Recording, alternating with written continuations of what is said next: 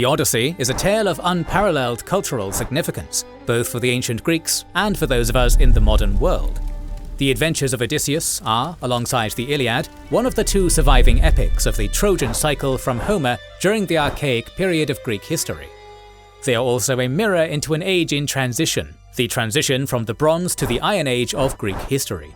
It would be impossible to pinpoint whether the Odyssey is based on any historical events, as we did with the Iliad, or the ancient Indian Mahabharata in our previous videos. What we can do, however, is investigate the social context behind the Odyssey, exploring ancient Greek values towards religion, heroism, and ethnicity represented in the lessons it imparts to its audience. In so doing, we can see how the worldviews of both the archaic Bronze Age Greeks and classical Iron Age Greeks are represented in this iconic tale. Welcome to our video on the historical inspirations and meaning of one of humanity's greatest literary journeys, the Odyssey. Make sure to also check out the companion video on our sister channel, Wizards and Warriors, where we tell an abridged version of Homer's grand seafaring epic. This video is sponsored by our YouTube members and patrons, who get 2 exclusive videos weekly, not available anywhere else, for their kind support of our channel. You can join their ranks to watch more than 160 videos, including our series on the Pacific War, Punic Wars, Persian Wars, Spanish War of Succession, Russo-Japanese War, North African Campaign of World War II, History of Prussia, Italian Unification Wars, Risorgimento, Albigensian Crusades, and much more.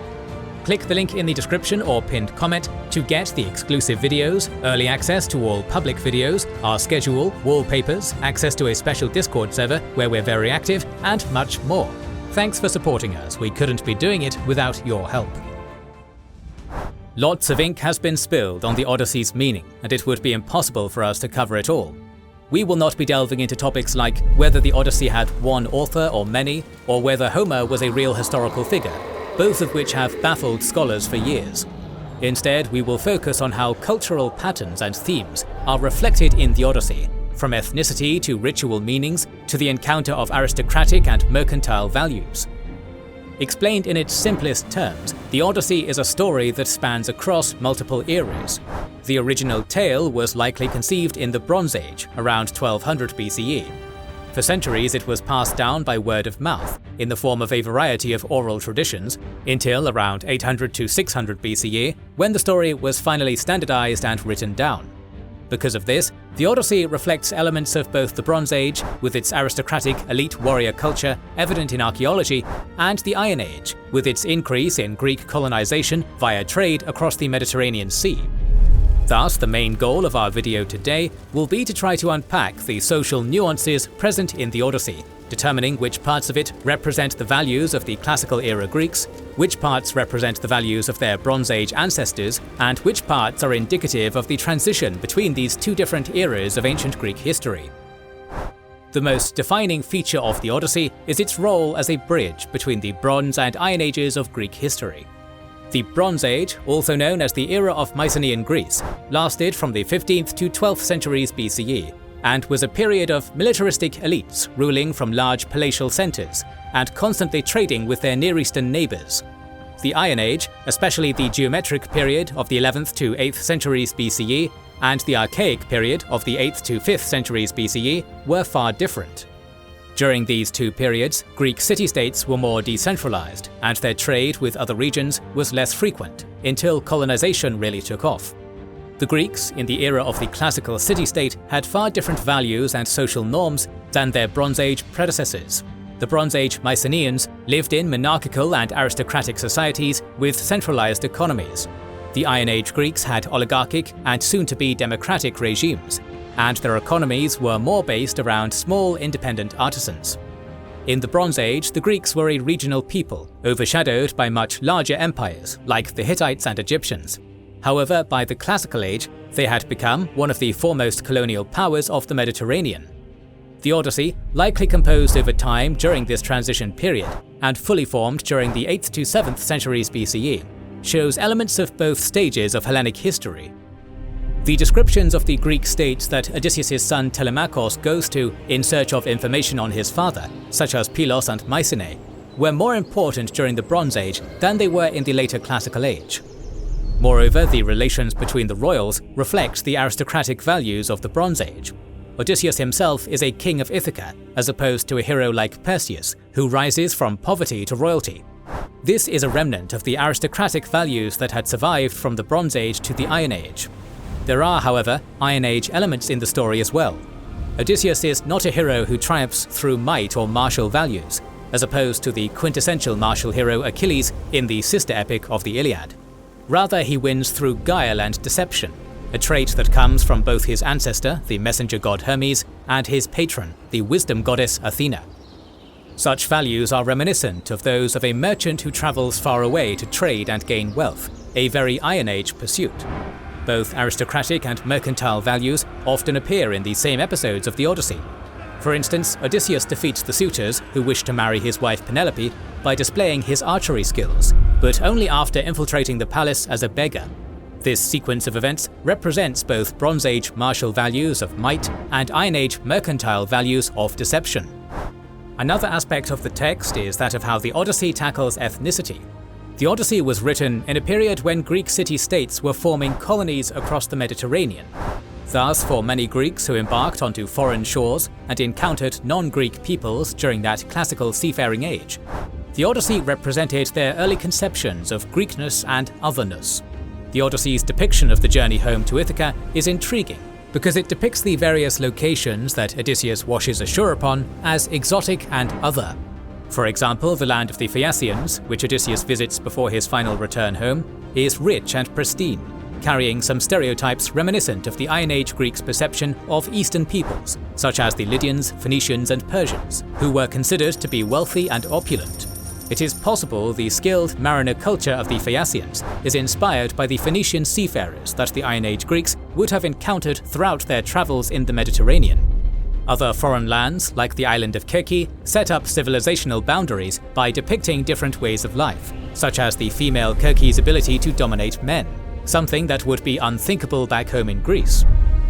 Another means of understanding ethnicity is through the notion of nostos, the Greek word for repatriation or homecoming. This is a theme that is at the heart of the Odyssey, appearing at the very beginning of the poem. Nostos is Odysseus' ultimate goal, and it is what compels him to renounce a life of immortality with the nymph Calypso on the lost island of Ogygia and return home. In the text, people who forget about returning home, like Odysseus' comrades, who eat the fruit of the lotus eaters, are portrayed as disdainful. The notion of home, alongside familiar institutions like family, is part and parcel of the Odyssey. They thus reflect the anxieties of Hellenes traveling in the Mediterranean, of the adventures they have to go through, and of the homes they wish to return to. We will now discuss how aristocratic and mercantile values are presented in the text. There is a debate amongst scholars as to whether the Odyssey praises or disdains either aristocrats or merchants, which is important to understand what the meaning of the epic is. The tension is best evidenced in the part of the Odyssey where Odysseus descends to Hades to receive instructions on how to return home. Amongst the shades of the dead lie both his mother, Anticlea, and his former comrade Achilles, the hero of the Trojan War. In his heartbreaking encounter with his mother, he hears of the tragic state of Ithaca, and how his house is now full of drunken partying suitors in his absence. The tearful Odysseus can be an analogy for an aristocrat who has failed in his duties by being absent in the open seas. However, his encounter with Achilles can be subtly read as showing a disdain for aristocratic martial values. Achilles in the Iliad was eager to fight and gain glory, even if he was to die young. But now, in the shades of death, he is regretful. His speech to Odysseus shows this quite well, by saying, "Don't give me consolation about death, glorious Odysseus. I'd rather be above earth and labour for someone else, a man with no land of his own and little livelihood, than be king over all the lifeless dead." In this quote, the Bronze Age aristocratic value of achieving martial glory through an honourable death is challenged through Achilles' pessimism about his own ostensibly glorious death. Mercantile values are discussed in the text in similarly intriguing ways. Homer goes to pains to discuss how Odysseus' raft was built upon leaving Ogygia, showing his skills as a craftsman. The skills of Odysseus as a nautical navigator are shown extensively in the epic, and can be described as a positive depiction of his guile and cunning. However, while there were many benefits to the life of a seafaring merchant, there were many perils as well, and this is something displayed in the dangers Odysseus faces on his own oceanic journey. For instance, the companions of Odysseus often die in cruel ways, through no fault of their own, like in Polyphemus' cave or between Scylla and Charybdis. They are often reckless and cause their own deaths, such as when they eat the sacred cattle of Helios on the island of the sun. This is the contradiction that is often seen in mercantile and maritime values. It is a dangerous but skillful endeavour. Sailors and merchants can be cunning, but also foolish, and taken away by the waves of fate. Not even Odysseus himself is immune from this. His nautical skills eventually take him home, but he also unduly causes problems by bragging to Polyphemus about blinding him. The contradictions and role of aristocratic and mercantile values in the text are essential components of the Odyssey and how the ancients saw it. The Odyssey can also be viewed through the lenses of psychology and rituals, all two human elements and values that are always expressed by folklore. There are many rituals in the Odyssey. Sacrifices with honey, wine and blood are used to summon the dead, and religious rites are used to appease the gods of Olympus throughout the journey. By contrast, offending the gods, like the sailors did with the sacrifice of the cows of Helios, is a catastrophic error that causes death and ruin. The world Odysseus travels through is cruel and indifferent to him, mythically explained through the anger of Poseidon. Thus, the support of the Olympians, like Athena and Zeus, is what allows him to survive the journey and dodge the wrath of opposing deities, like Poseidon and Helios. This is an interesting insight into the worldview of the ancient Greeks. Their gods were forces of nature, but also deeply human and thus flawed figures. The role of rituals is both a mystical insight into the supernatural that people cling to during times of distress, like travel and exile, but also a means of communication with and taming of these human forces. The psychology of the gods in an indifferent universe risen from chaos is key to survival, something the ancient Greeks understood when they heard the Odyssey's tales. The psychological themes in the Odyssey are most evident in the titular character of Odysseus. We have discussed the emotions linked to Nostos already, but there are other patterns of emotions prevalent in the story as well. These are linked to the stress of the journey and how this changes Odysseus. Odysseus may constantly seek to return home, but often he becomes anxious or stays in places like the island of the witch Kirke for a long time. He often loses himself in the journey and embraces it. When he faces hardships, he also sometimes loses hope and is depicted as suffering from clear signs of emotional trauma. Odysseus can be focused and stoic, but he also often becomes arrogant and emotionally unstable. This multi-layered, often contradictory portrait of a man culminates when Odysseus arrives at Ithaca and doesn't recognize the place until Athena indicates where he is to him. This is a subtle indication that after 10 years of misadventure, Odysseus' homeland of Ithaca has become a foreign land to him now. Odysseus has changed so much that his arrival is not a repatriation, but a coming to a new space. This is an interesting theme, as it shows what many ancient Greeks felt about trade and colonization in the classical Iron Age period. These new lands were alien for many colonists, but they were meant to be a new home. Trade often changed people, as did war, and the psychological impact upon returning to the homeland could be immense. The Odyssey describes these themes for a Greek audience that faced them in their attempts to set up new homes in the Mediterranean. The Greek worldview of the boundaries between nature and civilization, as well as what constituted each, is apparent in the Odyssey, and we will discuss it here. For the Greeks, there was a distinction between nature and civilization. The former was harsh and brutal, while the latter was the tool to survive and thrive in the former. Let us consider how the Cyclops Polyphemus lives. The one-eyed giant practices animal husbandry, but has no access to any tools, so he uses large boulders to keep the animals penned. He is a very strong Cyclops and also eats humans. Odysseus defeats him not through strength, but through cunning. By lying to Polyphemus about his name being nobody, he gains his trust, after which he makes a burning hot wooden stick and blinds the unsuspecting Cyclops in his sleep. This is a metaphor for the conquest of nature by the forces of technology, and thus a metaphor for how the civilization of the Greeks triumphed over nature both in their homeland and in the coastal territories they colonized across the Mediterranean. The same thing happens with Kirke. She lives on an island of magic and has the power to upend the natural order of things by turning men into pigs. This, to the Greeks, was a twofold upending of the rightful social order. It was both an upending of humans from their place as superior beings in the hierarchy of nature, and an upending of men's place as superior beings to women. For the Greeks, the islands of the Cyclops and the sorceress Kirke were inversions of what they considered to be proper, and Odysseus' triumph over the challenges he faced in both places represents a triumphing of the Greek social order. The most intriguing of themes that appeals to ancient Greeks is that of Odysseus himself. As a character, he embodies many of the values of the transitionary age in which the Odyssey was written. We see his Bronze Age-style martial strength and his classical Iron Age-era cunning come together in his return to Ithaca and his plot to defeat the suitors. Odysseus may be the rightful owner of the throne, but there are upstarts in his way. Thus, he is disguised as a beggar by Athena and easily lies his way into taking back his bow and trapping the suitors in a deadly contest of archery. After winning it with ease by shooting an arrow through 12 axes, he then turns into the stereotypical martial hero by brutally killing all of the suitors with no mercy. His character is one of convergence of the warrior and the trickster. Odysseus embodies both of these values through his character, a fact that subtly receives divine sanction through his descent from Hermes and his patronage by Athena. Odysseus is also an anti-hero of sorts. After all, the suitors in the end are unarmed and beg him to spare them, but he declines.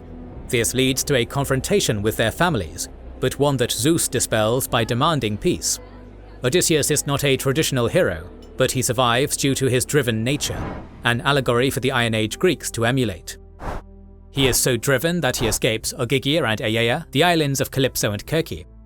Both of these islands are essential nowhere to Odysseus' nobody, places of immortality, remoteness, and tranquil pleasure. He could disappear into the atmosphere for 1,000,000 years, with the sound of the wind blowing past his ears. But the lifelike dream isn't for him, so he instead chooses to run home as soon as his feet touch the ground in Ithaca. His motives reflect both the Bronze Age aristocrat, a traditional hero, and the Iron Age merchant, an anti-hero. As we have seen, the Odyssey is a text of multitudes, and has inspired just as many analyses by scholars. It is a text that is inspired by the Bronze Age ethos, but is infused with Iron Age practices and values. It contains the first stirrings of understandings of an in-group and out-group, as well as visions of golden ages bygone, and of the wild, dangerous other. The ritual and psychological values it embodies, namely that of Nostos, are those of an era in which Greeks travelled far and wide, into new lands filled with promise and dangers. Thus, the Odyssey is a curious synthesis. It is both a memory of the Bronze Age past and a hope of the Iron Age present of the time. It shows both fascinating other worlds and the dangers of travel, as well as the difficulty and longing of coming home. Its nature is wild, its civilization is sophisticated, but a trickster Odysseus must navigate it all. This traveller par excellence is thus a mirror for the Odyssey itself, filled with adventure and full of contradictions. These contradictions are the key to what made the Odyssey such a quintessentially important text for the ancient Hellenes. More literary explorations of the ancient world's most iconic stories are on the way. To ensure you don't miss that, make sure you are subscribed and have pressed the bell button. Please consider liking, subscribing, commenting and sharing, it helps immensely. Recently, we've started releasing weekly Patreon and YouTube member exclusive content. Consider joining their ranks via the link in the description or button under the video to watch these weekly videos, learn about our schedule, get early access to our videos, access our private Discord, and much more. This is the Kings and Generals channel, and we will catch you on the next one.